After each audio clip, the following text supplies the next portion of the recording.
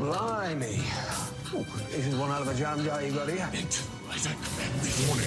The House of Mystery contains demons, angels, elementals, magicians, wizards, apparitions, adult language, and discussions. If you're easily offended, do not enter the House of Mystery. All right, then. On with the show.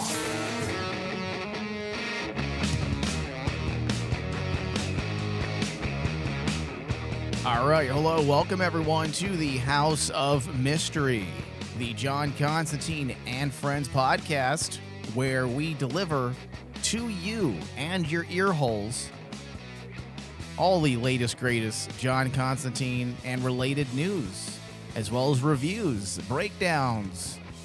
You name it, we do it, as long as it's connected to John Constantine in some way, or the Justice League Dark, right? Oh, absolutely. All right, so if you are new to this show, you can find us on iTunes and pretty much wherever you listen to podcasts, but our preferred medium is iTunes. Please give us a 5-star rating and review. All right, Dave, so you and I are here today. Hello, how are you? How's it going? The basement is now completely clean, sire. Okay. Panties are put away and put in the appropriate places, correct? Well, depends on what you mean by appropriate places. Okay. Are you panty stuffing again? Well, Don't even, please. I should have not set you up on that one. All right. So, Dave, we have a title to get into today and break down. It is Truth and Justice, chapters 19 through 21. The synopsis: Zatanna finds herself trapped in a dream world. How did she get there, and how can she possibly get out without her magical powers? That sounds like a synopsis for your dream come true. I know. Listen, you are trapped here, Zatanna, and you will not leave. You cannot leave me. You will never leave. Please make some room in the basement, Dave, please. Please. I heard that's how you can make women fall in love with you, by Capturing them in your dreams? Yeah. There was a Netflix show that did that, where they locked somebody up in a basement, and then the lady fell in love with her captor. Oh, yeah. I remember that now. Yes. Yeah, I that's based on real stories, right? Because if it is, then that's definitely what I'm going to do. 2021 approved. Okay, cool. Please do not call the police on me. I am just joking. All right, Dave. So these issues, written by Preeti Chibber, with art by Lalit Kumar Shamar, with cover art by Jay and Saleto and Hi-Fi. All right, so in this episode, we are returning to the pages of DC's Digital First. We had last covered the John Constantine and Papa Midnight storyline. It's surprisingly really good. It was simple but very fun. The writer of those issues was able to take a relatively simple concept and actually make it work as a John Constantine story. And you and I were both a little iffy going into that, because the Digital First are kind of hit or miss. Yeah. They're either fairly good or fairly shitty. Fairly bad. Yeah, and we got lucky with that John Constantine story, because it was actually good and relatively simple, and yet it goes to show you that simplicity does not always mean bad writing. Sometimes if you are an adequate writer or a capable writer, sometimes you realize, okay, well, let me not overly complicate this storyline, because this specific medium, the Digital First, is more designed for simplicity. And the writer for that wrote accordingly. Yeah. And the trick to these Truth and Justice is to honestly dive into the bigger universe of the DC universe and be able to introduce people to characters that they may not be used to. Yeah. That's why the John Constantine thing worked, because suddenly we got introduced or reintroduced to Papa Midnight. Mm-hmm. And it worked, because we got to see Constantine also dealing with a different relationship than, say, like in a story with the Swamp Thing. Right. So, like, one of the key elements that I always approached with the Truth and Justice series was, okay, what are you going to bring to the table? Right. I mean, you just can't bring Zatanna and just say, That's all my story right there. Right, here we go. That's it. But we also had that theme, truth and justice, that worked really well with the John Constantine story, because that's the entire point of the digital first, these titles. Obviously, there's a money-making promotional platform agenda as well. I mean, the digital first were designed to highlight, was it up-and-coming talent? Yeah. Yeah, writers and artists, and also highlight possibly some characters that don't always get into the limelight when it comes to the world of comics, especially when you have 50,000 Batman titles. How do you make room for any other characters? Exactly. So Truth and Justice was designed to be that. So that being said, when I saw that Truth and Justice would be utilizing Zatanna as the lead in a trio of issues, I was understandably excited, right? Oh yeah, because like I think it was in one of the last episodes we ever covered for the House of Mystery where we talked how when it comes to the female characters of the DC universe, everyone gravitates to the Batman side of things, where it's, you know, Harley Quinn, Catwoman, Poison Ivy. Mm-hmm. In essence, that is the trinity of the DC universe when it comes to female characters. That's not the obvious, like Wonder Woman. Yeah. Yeah. And like but people forget about like the other characters like Zatanna, who, or, you know, even say like a character like Power Girl, which had her run like probably about like 5 years ago, where they made a major push for that character. Zatanna is one of those ones that me and you have said, why don't they have a ongoing series for Zatanna? She is one of the most powerful magic users in DC universe, especially of how they've written her in Justice League Dark. Yeah. She has so much potential with all the relationships she has with a lot of the characters in the DC universe besides Batman. Well, she is one of those characters that have really, I would call her a crossover character. Yeah. Because she has managed to exist for decades by simply being a part of other people's stories and being a big part of other people's stories. And she has skirted the mainstream lines in comics, and she has definitely gone into the darker side, less mainstream titles like Justice League Dark and the darker side of DC. So she's a character that just comes with a lot of mythos. And unfortunately, we don't get a lot of her own stories. And that's another reason why I did, in fact, jump at this title, because we don't get a lot of Zatanna specific titles where it's just her story. So I was excited about Truth and Justice. Unfortunately, these issues do not live up to the quality or even the fun element behind the John Constantine and Papa Midnight story. Yeah. Unfortunately. Dave, what about you? What are your initial thoughts on this? My initial thoughts on it, I went into this with just as much expectations as you did, where, you know, you're dealing with a character that there is a fan base that's growing for it, that's just yelling for it. I mean, we have a supposed movie coming out for her, a standalone movie coming out for Zatanna. And which isn't that when we typically get more comic book titles too? Yeah. When a movie is in the pipeline? Yeah. And like automatically I was like going, well, now we can hopefully in Truth and Justice, it'll show the potential that Zatanna has. And initially, I have to say that basically what we get here is very rudimentary. I mean, unfortunately, it's a Zatanna story. And at first, I thought this was great at the end. But when you actually think about it, when I stopped and actually, you know, started looking further into the story, I realized that there wasn't much delving into Zatanna. There wasn't even really a story. It wasn't a story. Yeah. And it was like, that's how bad, when you think about it, the starving point of Zatanna in her own comic is you have a fan in me willing to basically just take anything you got. Yeah.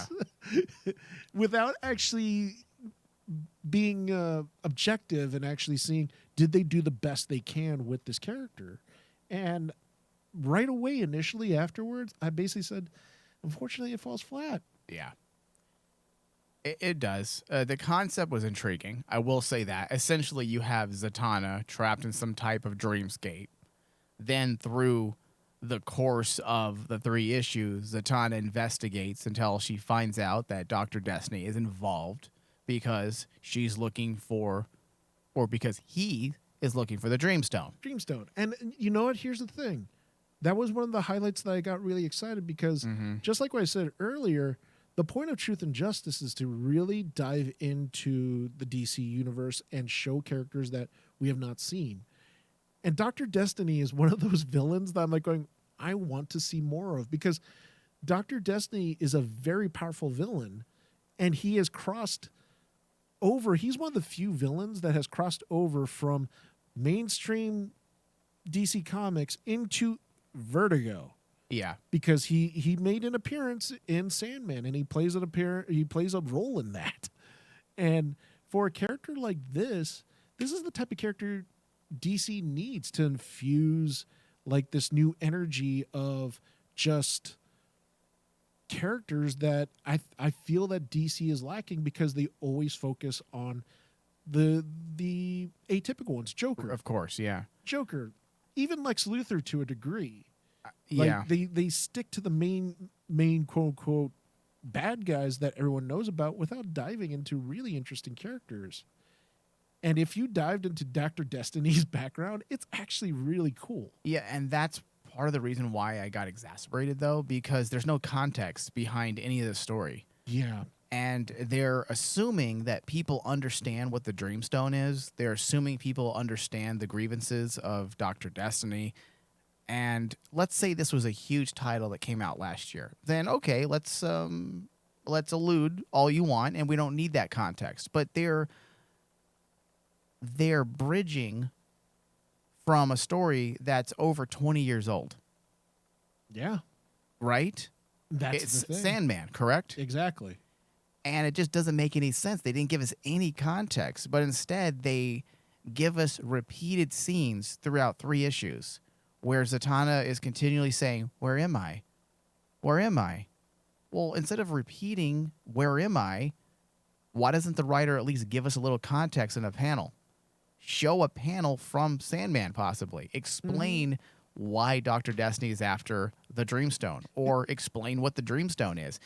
I mean, you had 3 issues to do that, but instead we get a repeat of scenarios throughout 3 issues. Yeah. It doesn't make a lot of sense. I'm a little confused as to why this was even approved as a story. Well, it seems like the writer wanted to tackle something very different.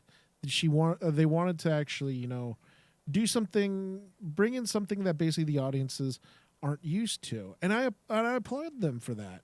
The problem for me is kind of like, if you're going to do that, you have to give us more substance than what they did in this comic. Because imagine, okay, she's stuck in a dream world. So you mean to tell me that you're dealing with the Dreamstone, you pull a character from Dr. Destiny who's tied to the Sandman, but Morpheus does not even show up? Yeah. And like, you have this opportunity. Imagine if he's the one who showed up at the end. Exactly. You have this opportunity to connect Zatanna to Sandman. That would be a cool story. And this isn't even fan wants. This isn't us saying, this is what you should have given us, because I'm against that. I'm against being subjective when you review or discuss things. I think we should be objective and understand what they're giving us. And even though we're using these elements of potential inclusion, it's not about being subjective and what we want as fans. It's about we're actually being objective, because we're trying to show that this would actually make sense for your story and would have improved the story and would have explained things a lot better. Because it's just a moment is what 3 issues amounts to. Yeah. That is on repeat. Well, here's the even sadder part too, is like, when they have the opportunity to dive in further to show that, give writing jobs to the characters, you give us a character in Dr. Destiny who has this story that basically, and they alluded to it in the story in the comic, that basically he's there because he's pissed off that the Justice League have stolen and taken the Dreamstone from him, driving him insane and locking him in an Arkham. And it's glossed over. And it's like... Glossed over, Dave. It's not even there. No. It is mentioned. It is mentioned. Briefly. Oh, the Very Justice League briefly. stole something from me. Exactly. Okay. And like I'm like going, okay, so you don't actually, so you have this moment to actually do a storytelling of a very complex character, but you glossed it over. Yeah, it's very strange. It is. The problem I had, I'd say the most with these issues is quite simple. And I'm hoping, let me backtrack just a bit.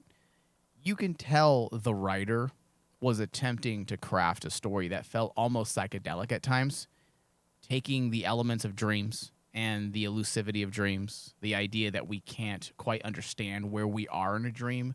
There are hints and clues as to what could be motivation, such a dream could be, but our mind never quite makes that connection. Like there are things that they were trying to do when it comes to dreams. But that's the extent of anything the writer does that makes sense.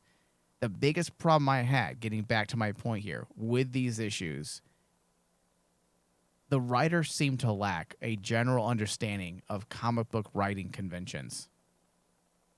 So it's not even the simplicity of the delivery or executions. It seems like the writer lacked the skill set or knowledge to script a comic. There were numerous perspective switches within the narration, which baffled me. Yeah. There was, not because it confused me, because I understood what was happening. It baffled me because I was surprised that a writer working on DC doesn't understand proper narration. There was a third person, you have that third person omniscient narration, right? Mm-hmm. But then we shifted to the first person narration, which dominated much of the comic, and that's fine. But you can't switch perspective in the middle of a storyline unless, of course, you utilize one of 1,000 different devices that let you do such a thing, and it feels seamless to switch that narration. But here we get a switch from one page to the next in the same issue. Yes. And take it further. I mean, not just comic book writing, but just writing in general. You don't do that. You cannot change perspective in your writing. Because it confuses the reader. And I'm sorry, that is a lesson that English 101 students are taught.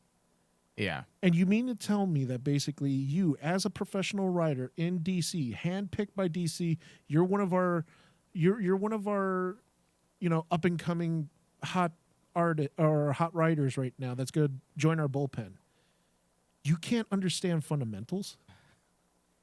Yeah. That just basically baffles me. Like, let's go back to Rise and Fall, just as a comparison here, and I'm not going to get mad about it. I'm actually going to say something good. We give Tom Taylor's Rise and Fall a lot of shit because the story, for me, amounted to just being overly simple, and it didn't even matter. It was derivative. It didn't matter. But it was a standalone. Yeah, but by the end, you're just left wondering why I read this. It didn't do anything different. It didn't do anything unique in the world of Constantine. It feels like a story we've actually read 1,000 times, but just not as good. But I understood what Taylor was doing. He wasn't worried necessarily about us, the Hellblazer fans. He was more concerned with marketing it to a new audience, his audience, people who may not be Hellblazer fans, right? Yeah. I never once looked at the comic and thought this guy doesn't know dick about writing. Yes. He understood the writing conventions of scripting a comic. This is different. This feels like they handed somebody, a job and said, "Hey, have you ever written a comic book before? No. You want to try? Sure." Sure. There's no understanding of writing a comic book. There were also logic issues within the narrative itself. It was repetitive, as I was saying.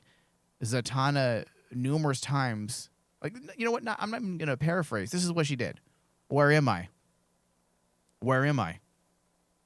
Where am I? Panel after panel. My magic doesn't work here. My magic doesn't work here. Oh, let me try again. My magic doesn't work again. My magic doesn't work here.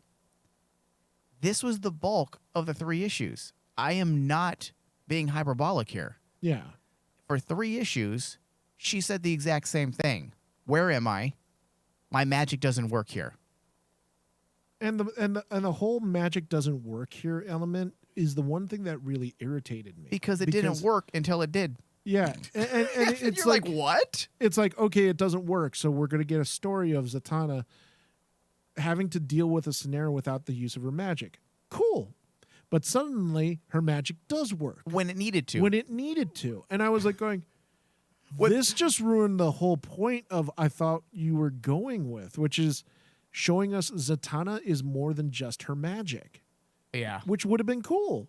You know, show that she can figure things out without the use of her magic. Especially since essentially when I looked back at the 3 issues, I was like going, they surmounted her magic as she simply talks things backwards and it happens. And I'm like going, at the end of it, I was like, that shows a lack of understanding of the character. Of the character and the universe that you're in. Because it's more than just Zatanna talking backwards and then it happens. There's so many things about the DC Universe magic landscape that delve into Zatanna's use of magic that could have easily come out of the story. But you essentially, at the very end, I feel like the writer was just lazy.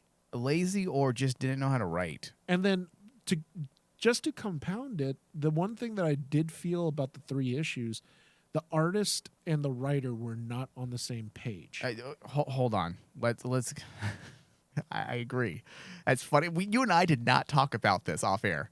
So the fact that you just said that shows that I'm right. That I'm not just being a little asshole here, a baby. Because the fact that you said it, that's exactly what I have in my notes that you have that you don't even have access to.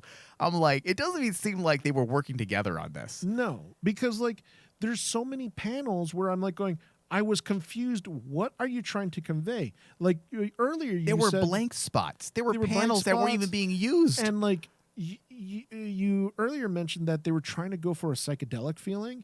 And I do get that they were trying to get this psychedelic feeling because they're in the dreamscape. But they failed so badly because it feels like the writer, there was a panel, right, where Zatanna meets one of the characters that's in the dream. Her name is Sonali. And Sonali ends up falling through a pit. And suddenly it cuts to another panel, but it's Zatanna falling in the pit. But then it cuts to another panel. No, it's Zanali falling into the pit. And what purpose did that serve? Exactly.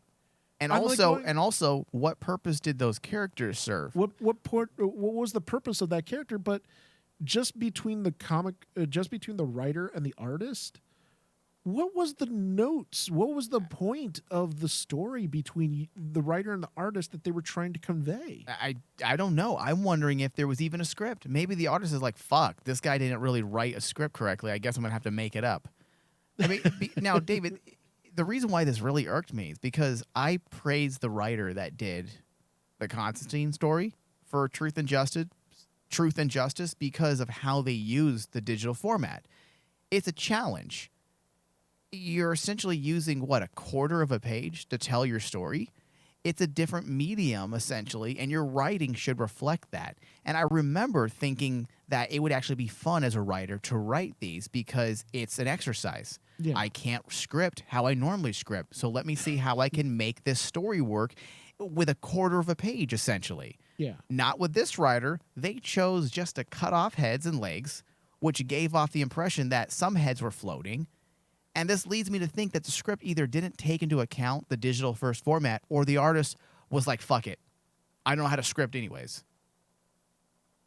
It was bizarre. And I will say the art was okay at times. At times, David. At times.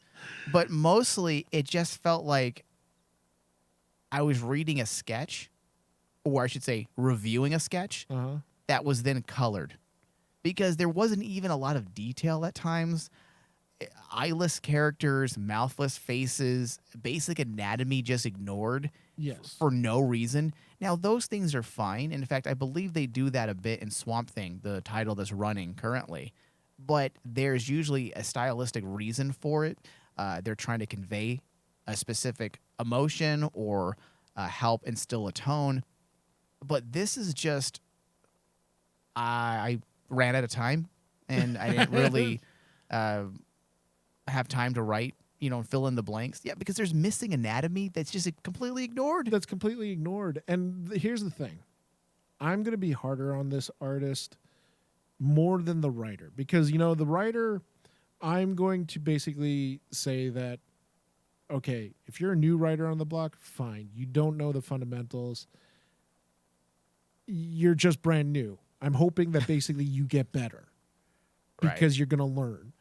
Artist-wise, I'm going to be harder because as an artist in comics, not only do you have to actually, work with the writer and understand the story, but you have to absolutely understand the style of the character. Mm-hmm. Okay? And Zatanna, this is going to sound a little chauvinistic of me, and I actually put this in the notes because I'm trying to figure out how not to sound very chauvinistic. Mm-hmm. But Zatanna is a very sexually appealing character. That's part of her character. How dare you, David? That's what gives her strength, though. That's what makes her cool, because while she's really powerful, she's also really attractive. That's the whole point. Mm-hmm. And in this comic, they drew Zatanna so poorly. You didn't get a chub while you're reading it? Is that how that's what I'm trying to stay away from. Is that how you grade this? That's what I'm trying to stay from. What? That's what I'm trying to stay away from. I usually get a quarter chub when I'm reading a Zatanna story, and it didn't move at all. So this is going to be a negative 90%. Well, an example of this, is in the very end of the issue, where Zatanna figures everything out, right? Mm-hmm. She suddenly says, I'm going to change into my clothes.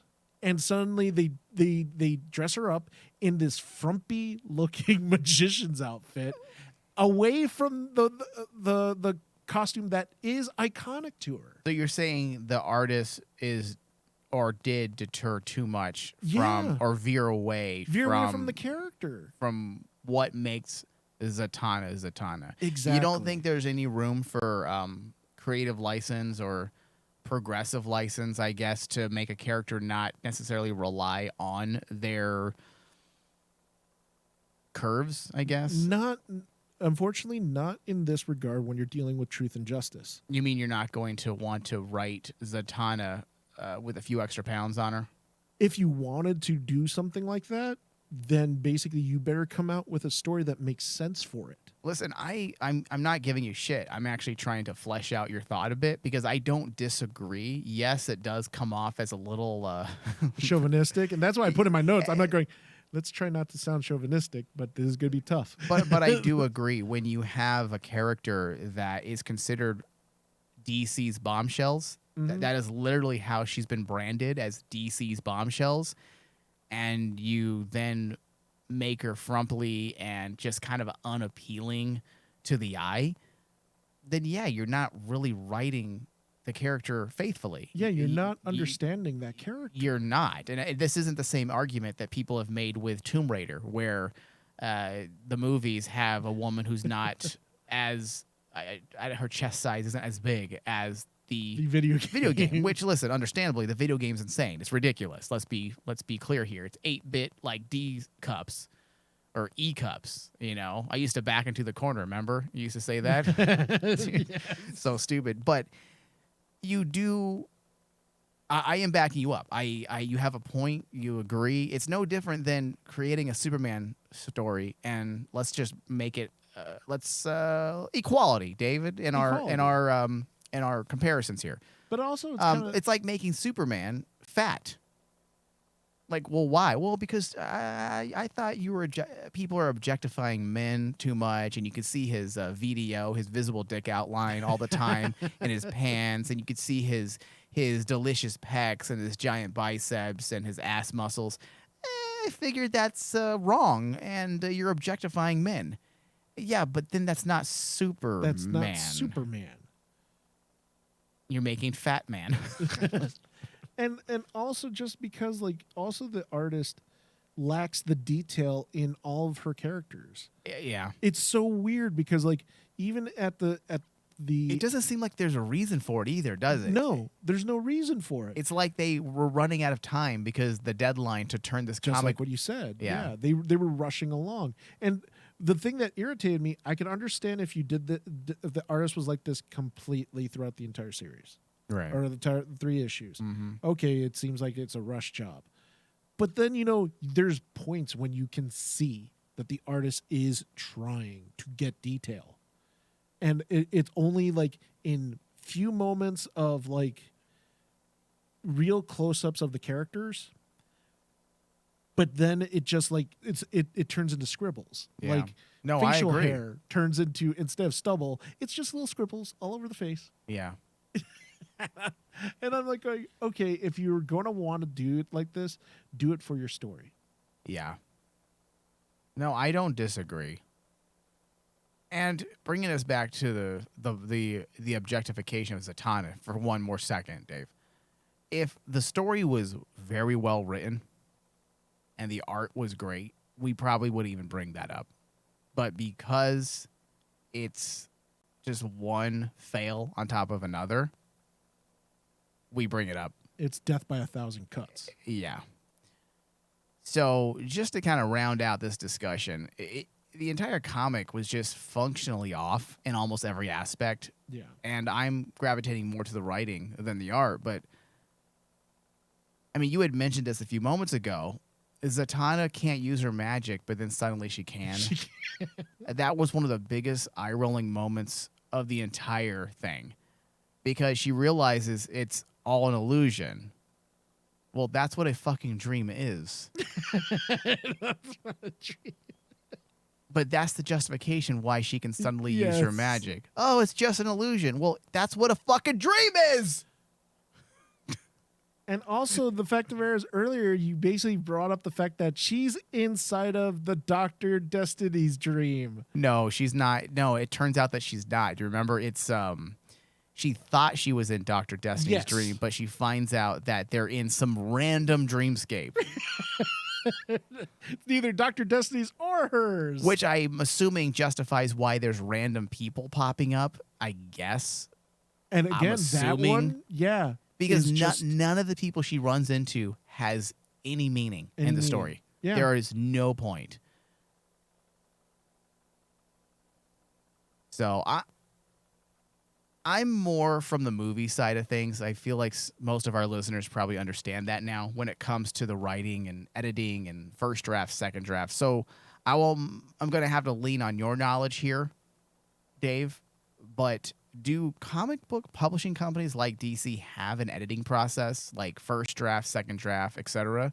Or do they just say, fuck it, send this out to print? No, they do. They do have an editor. So what the fuck happened? And- Because this is so poor. Unfortunately, I've actually heard this reasoning, and it deals with the comic book industry in total, that for all the editors out there that they have on staff, unfortunately, when you're inundated with multiple issues constantly, certain things fall through the cracks.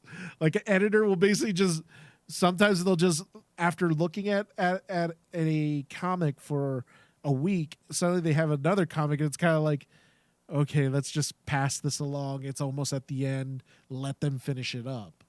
And that's what it feels like with this, because I was like going, this was the final couple issues of Truth and Justice, the final volume. Yeah. And I think these were the final chapters. I honestly What a feel, way to wrap it up. Yeah, I honestly feel that the editor was probably bombarded with so many other titles that they were like going, you know what, Truth and Justice is going to be finishing up. Just let them have it. Let them finish it.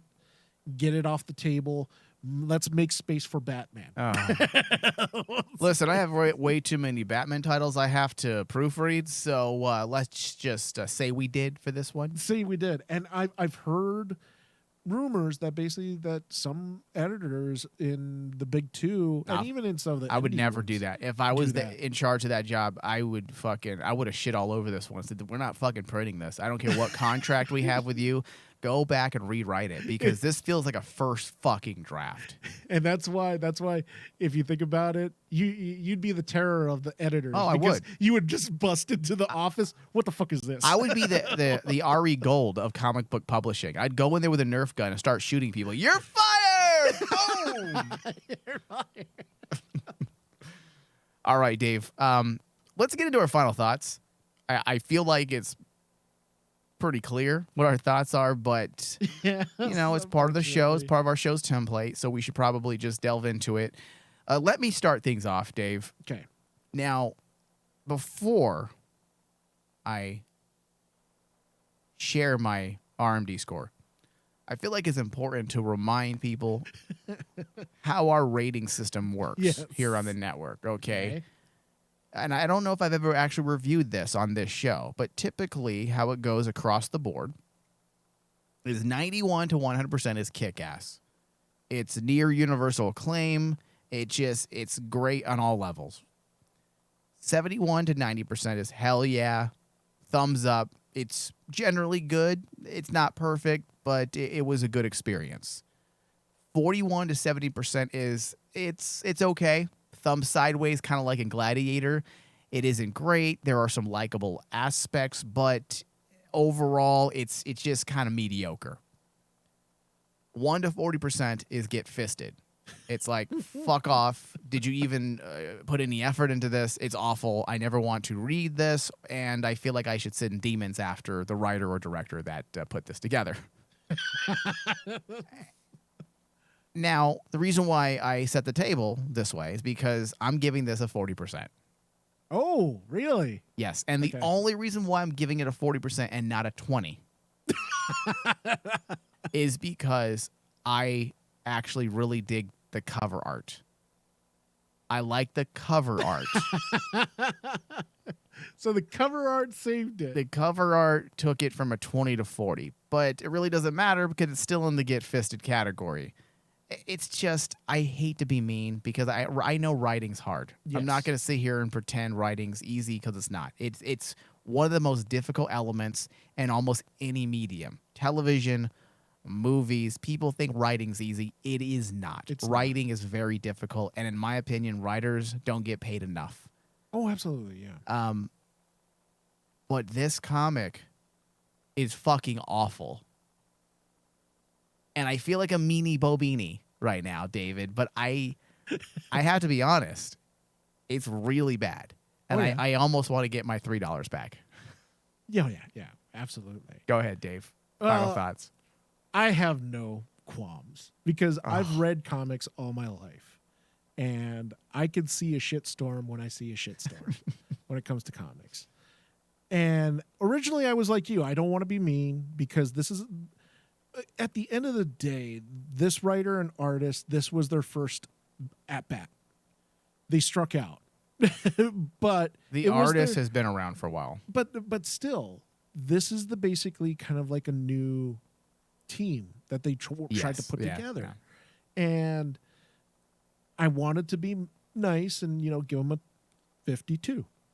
But then I started really thinking about it Mm-hmm. and basically saying that I cannot honestly say that. I can't give it a 52. I'm giving this a 25. It's absolute horseshit. Wow. And you're usually the Because- nice one. And because here's the thing. You had the potential. I saw the potential of what they were trying to get at. But they ran right through it and just took lazy writing. And that's unforgivable for me, especially if you're trying to push a character onto an audience and try to say, hey, we want more stories about these guys. That's a good point, Dave. That's another thing that makes it so disappointing is that this is a fairly decent concept, and you're using Zatanna and Dr. Destiny. Yeah. How can you fuck that up? How can you mess that up? Your job was to basically make the reader want to read more stories about Zatanna and Dr. Destiny. You failed. without a doubt. And I wanted to stop reading after that first issue, but I remembered that Truth and Justice was the John Constantine 3-chapter story arc. Yeah. The first issue was okay, and it wasn't until the second and third issue where everything just came together.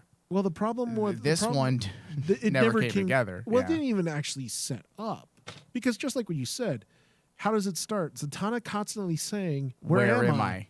Where am I? My magic doesn't work." That's it. That was the entire first issue. That was maybe 60% of the second issue, and possibly 30% of the third issue. And then you're trying to deal with cool concepts like the dreamscape, and showing that other people are in the dreamscape, much like in Sandman.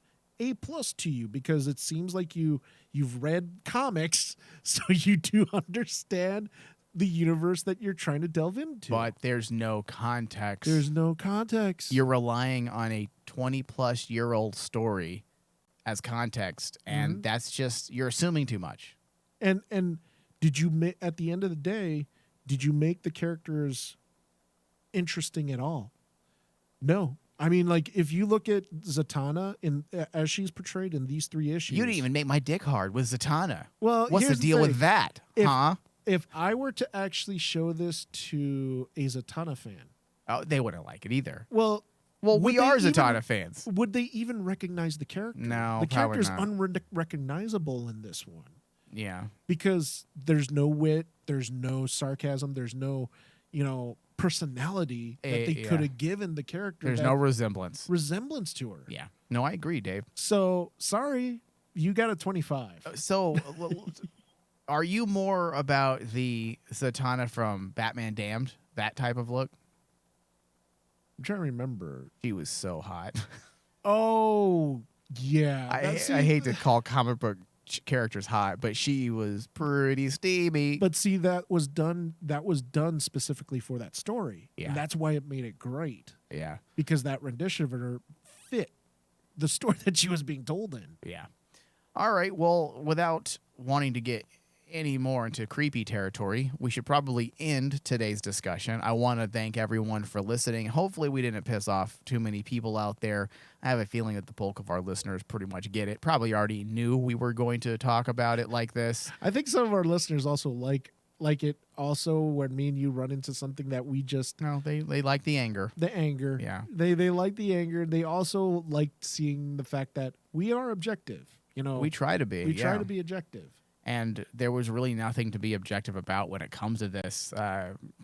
It veered into a very emotional territory for some of us, because objectively it sucked, subjectively it sucked, and we crossed paths.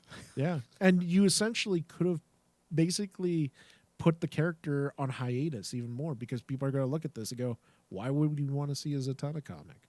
Yeah, that's true. We haven't been given a Zatanna-eccentric comic in such a long time, Yep. and this is what we were given. It's very disappointing. Very disappointing. All right, so it's time to bring our show to an end. I want to thank everyone for listening. Also, please find us on iTunes.